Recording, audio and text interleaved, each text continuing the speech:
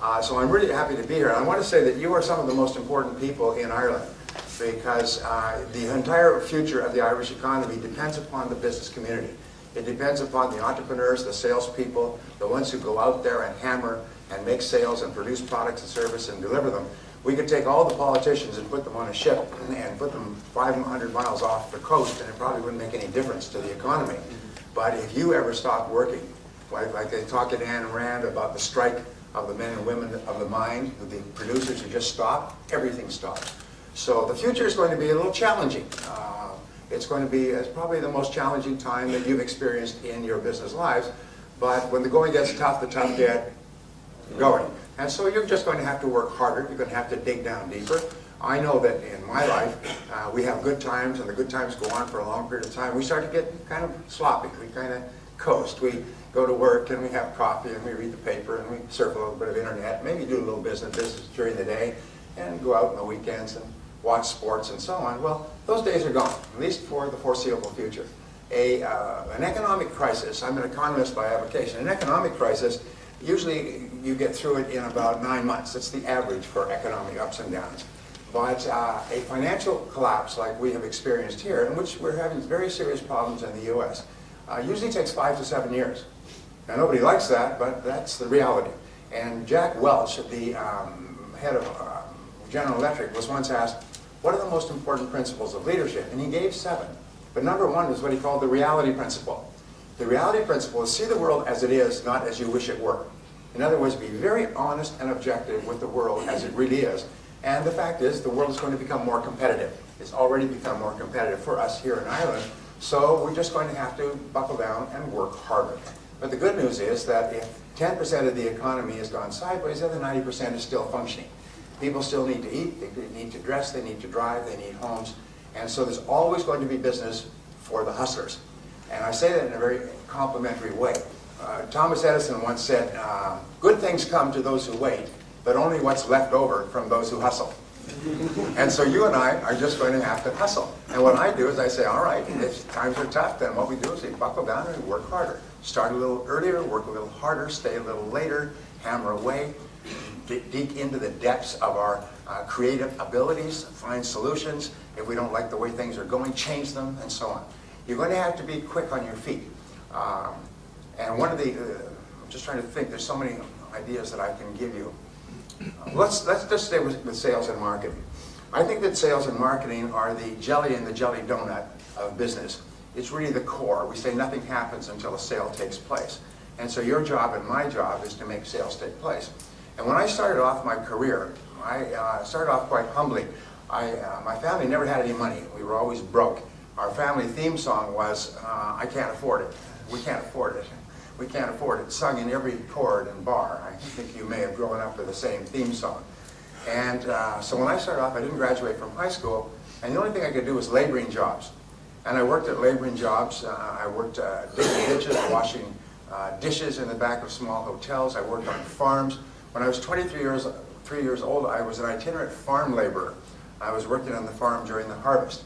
I was sleeping in the barn at night, getting up when it was pitch black, eating breakfast with the farmer's family, and then getting out into the fields by first light so we could get the crops in before the first frost.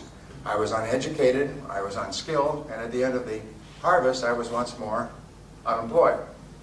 And so when I could no longer find a laboring job, like you, I got into sales. Don't give me that, oh no, this is my career path. Sales is the ultimate default profession in Ireland. Because we don't go forward into it, we fall backward into it. Sort of like backing up a car at night. You know, back when you hit something, boom, you get out to see what it is. It's a sales job. So you say, well, I'll give that a shot. So we give it a try. 80% of people who get into sales still are giving it a try.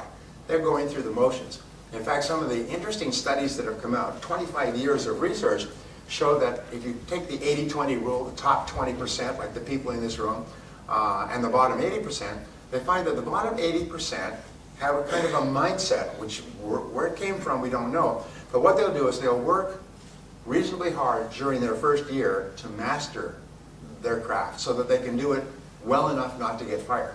And then they flatline and they never get any better. So 80% of the population in almost any field never gets any better. Whether it's doctors or lawyers or architects or engineers or business people, you'll find people who graduated from fine universities who haven't read a book in 20 years, and they're damn proud of it. They don't read, they don't learn, they don't grow, they don't go to courses. Somehow they got this idea that you get your education and then it's over. But today, in the modern age, you get your education, and then you get your education, and you get your education. And if you ever stop learning and growing, you'll be very quickly passed by somebody who continues to learn and grow. So the top 20% of people, they find, are very different in that they're constantly upgrading their skill set. They're constantly getting better. Whereas the bottom 80% are just flatline.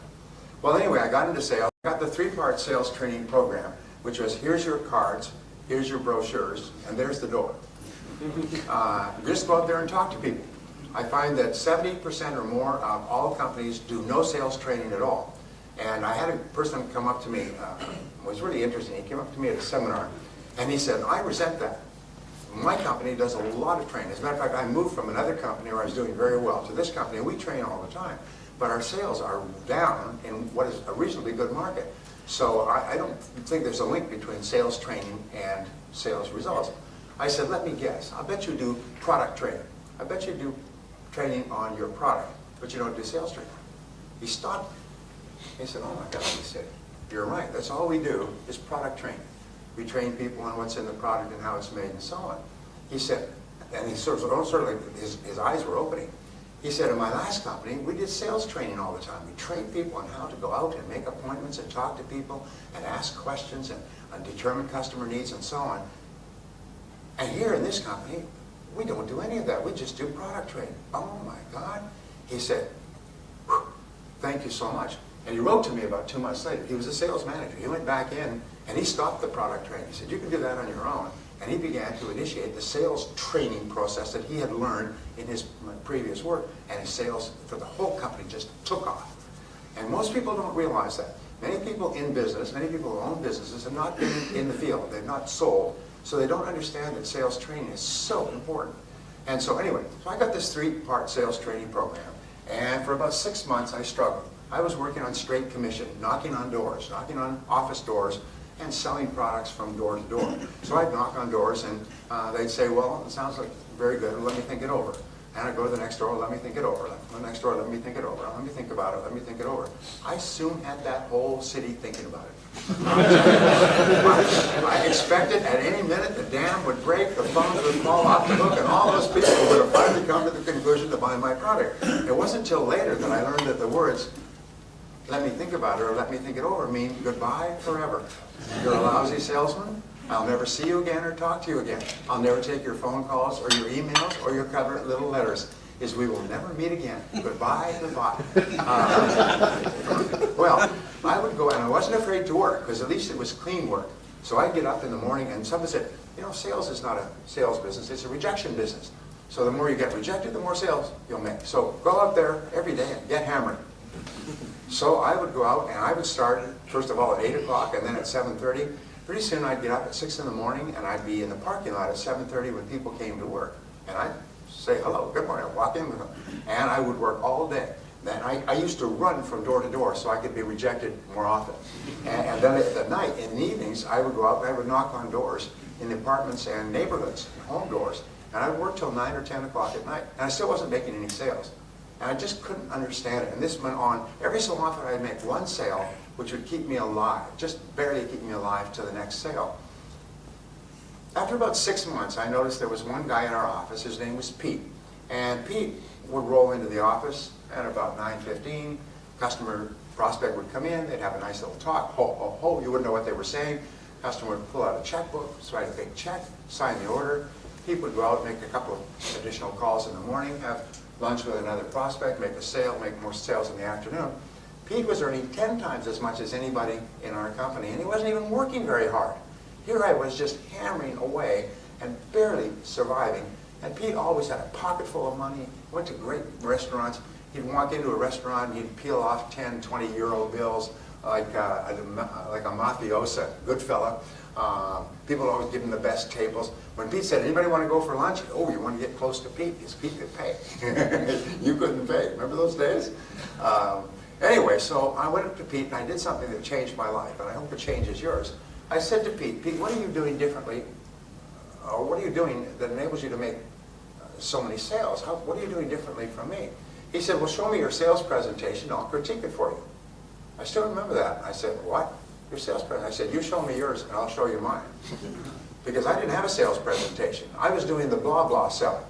You know what the blah, blah sell is? Blah, blah, blah, blah, blah, blah. Recite stuff from your brochure, blah, blah. Say what clever things they told you to say in the office, blah, blah, blah, blah. And you hope that in the midst of this, they would say, stop, I'll buy.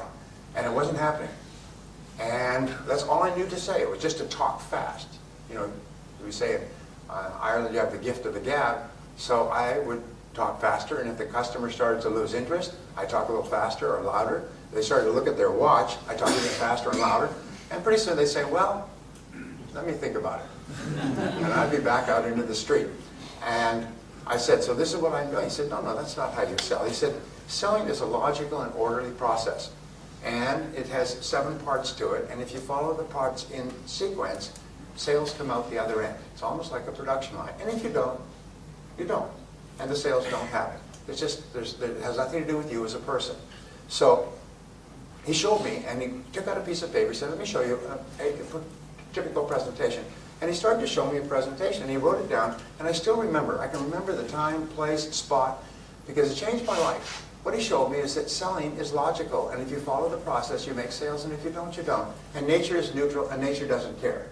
If you're a complete idiot and you're an immigrant and you arrive here and you don't know anybody, if you follow the process, you make lots of sales, and if you don't, you don't. I learned later that Pete, when he had gotten out of college, and he hadn't done particularly well, he got a job selling for a large company. And the company trained him. And they trained him for about 9 months. About half of the time in the office, in training, and half of the time in the field. And this is what the big companies do. The grown-up companies is what they do is in the office, in the field, like a windshield wiper, alternately. So you learn and you practice. And in IBM, they train you for 18 months. And at 18 months, if they are satisfied, for the first time, you can be alone with a customer. Up until that time, you're always supervised by a supervisor who goes out with you until they reach the point where they feel that you are capable of being alone with a customer for the first time. 18 months of training.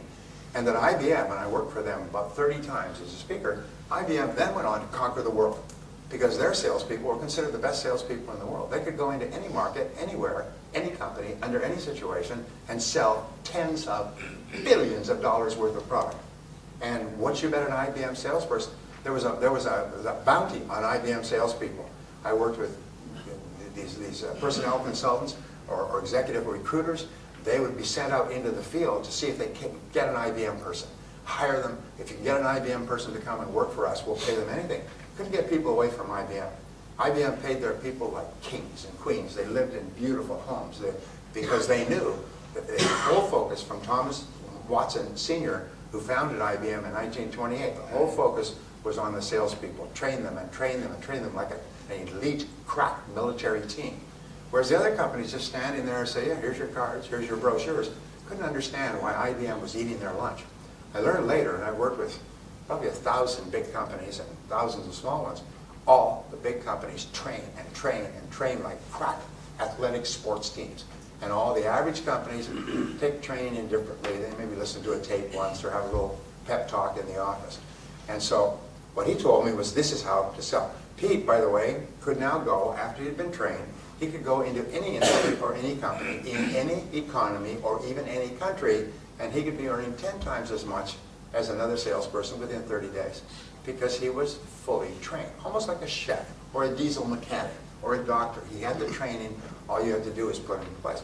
So he told me these things, and I thought I had died in heaven. And I took notes, took frantic notes, and instead of talking all the time, I asked questions. And instead of blah, blah, blah, I listened carefully to answers, and customers began to respond to me differently. And they began to be open to my offerings, and then they began to buy my products or services, and then my sales started to go up and up and up. They began to hockey stick. Well, what I learned, grab some water here. What I learned was the law of cause and effect. And the law of cause and effect says that for every effect in your life, there are specific causes. If you want to get high sales results, then what you do, that's the effect that you desire, then what you do is you find out who is getting high sales results, and you do the same things they do over and over again. You don't deviate, you don't go off the reservation, as we say, you don't do your own damn thing. What you do is you learn the sales process meticulously until you can do it in your sleep, and then you can be more creative. Then you can add your own personality or temperament. If you go to a culinary school, they will teach you how to make the great dishes, the souffles and the coq au vin and so on. And what they'll do is they will supervise you, and they will teach you how to make this meticulously. And in exact detail, exact ingredients, exact everything. And then, once you have mastered it so that you can make it in your sleep, if you want then to add something to it, then you add something to it. The big mistake I have found in almost every field, but especially in sales, is that people start to learn how to sell, and then they go off and do their own damn thing. They go off the reservation and they say whatever they want. They deviate, which is why the big companies send a supervisor out and they watch them, and no deviating. Just like a school marm with a ruler, they give them a smack. You deviated from the professional selling presentation we use. And a professional presentation will increase your sales by 500%. Literally, once you've learned the presentation. It's almost like becoming a fast gun, being able to draw and fire. And you, as a professional, can outsell your competitors. You can sell higher priced products against lower priced competition. You can sell more products against companies that advertise or have been in the business forever. You can walk into a market and you can eat it alive if you know what you're doing. If you don't, what happens is you'll be struggling, you'll be frustrated, you'll be worried about the economy. Well, what I learned over the years, and by the way, the research on this is tens of millions of dollars. One series of companies came together, put together a pool of tens of millions of dollars, and paid for 55,000 sales calls to be carefully videotaped and vetted by professionals. And what they did is they would interview the salesperson before the sales call and say, what do you expect to happen? They would interview the customer. Why are you meeting with this salesperson, and what is your expectation? Then they would videotape the sales calls, and they would look at them, and they would then run them dual screen so that you have the salesperson's face and the customer's face throughout the sales conversation. And they would watch what the salesperson said, they would watch how the customer responded and reacted, and then if it turned into a sale, they would ask the customer afterwards, why did you decide to buy? And if they decided not to buy, why did you decide not to buy? If they decided to buy after 2 or 3 calls, why did they decide to buy after 2 or 3 calls? And what happened was almost like a Polaroid photograph. If you remember the Polaroid photograph, you take the photograph and then the chemicals begin and the picture starts to emerge. A picture started to emerge of how top salespeople sell in 32 different industries. And it was literally a repeatable, duplicable pattern, like a recipe. It was always the same. And so that's what I began to learn, began to study. So in selling, what you find is you have 7 parts. And the 7 parts are like the 7 numbers in a telephone number. First is prospecting. And prospecting means separating prospects from suspects. Now, what is a prospect? A prospect is a person who has one of 4 qualities. And by the way, marketing is always starts with these 4 qualities, because marketing, what's the difference between marketing and sales, by the way? Do you know? People say marketing and sales, sales and marketing, and often, even business people really don't know the difference. What's the difference? Yes, sir. Could you speak up, please? Marketing is actually make what sells. Sales is make what sells. Marketing is sales is sell what you make. Marketing is make what sells. That's very close. Thank you. Actually, marketing is the business of getting people to raise their hand. For instance, I would say, anybody here hungry? Lunchtime, anybody hungry? I'm hungry. So now we know the people who are qualified if you sell food. Okay? Now, selling is converting that person who is hungry to coming to your restaurant rather than somebody else's. So remember, marketing is attracting qualified prospects, and selling is converting them into customers. And it's 2 separate processes. Peter Drucker says that the purpose of marketing is to make selling unnecessary. And a perfect example, which we all like, is this whole thing with Apple. what Apple's done in the last 10 years. They come out with an iPod, and everybody has no idea what an iPod is, and as soon as they understand, you see that Sony last year shut down their entire Walkman division. It used to be $1 billion in sales. They shut it down completely. The iPod put them out of business. And then after 2 or 3 years, they come out with an iPhone. What is an electronics company doing with an iPhone? I mean, the telephones are developed by telephone companies. They come up with a phone that is now selling $50 million a year. It's unbelievable. Then after 2 or 3 years, they come up with the iPad. Anybody got an iPad? We got an iPad. What they do with those is people line up around the block. They don't even know what's in it. But in the U.S., I don't know, it's like here, hundreds of people would start sleeping on the sidewalk at midnight, lined up around the block, sleeping on the ground to get the first iPads when the store opened the next morning, and pay $500 a piece. And I understand they're much more expensive here. You should get one over there. Go for Irish duties. Anyway, and they got these iPads. They didn't even know what was in it, but the marketing was so good that people were just fighting and clamoring over each other to buy it. The marketing purpose of good marketing is to make selling unnecessary. So what does good marketing do? Good marketing identifies what it is that a prospective customer really wants and really needs and will really pay for, and the marketing says, here it is. If this is what you want, if this is what you need, if this is what will help you achieve your goal or solve your problem, then this is the product for you, which was what brings people to call, to write, to email, to whatever it happens to be. So the first step is prospecting, and a good prospect has 1 of 4 qualities. First of all, they have a problem that is unsolved. Now, you must be absolutely clear. My favorite word in selling, by the way, is clarity. Clarity. Clarity. I think 90-95% of your success in life will be clarity about who you are, clarity about what you want, clarity about what steps you need to take to get there. The number 1 reason for failure is people are unclear of what it is they want. And as a result, they go around in circles. So be clear. What is the problem that your product or service solves? You've heard over and over again that people don't buy products, they buy solutions to their problems. The second part of prospecting is what is the need that your product satisfies. People buy products that satisfy their needs and wants. And what is it? And the ability to identify that clearly and then to make it clear to your prospect that if this is your situation, this is a solution. For example, a simple ad would be, headache, you've got a headache, take Excedrin. It's an over-the-counter remedy. Excellent remedy for headaches. If you don't have a headache, then this is, of course, of no interest to you. So you're looking for people who have an existing want or an existing need for what you have. The process of selling, by the way, is not to sell, to find somebody who may or may not have your product or service and convince them that they need it. Your job is to find people who already need it and want it, but have not decided who to buy it from. And so that's what marketing is. The third part, do they have a goal that is unachieved? What is the goal that your product or service solves? And finally, the fourth part is, do they have a pain that you can take away, that your product or service takes away?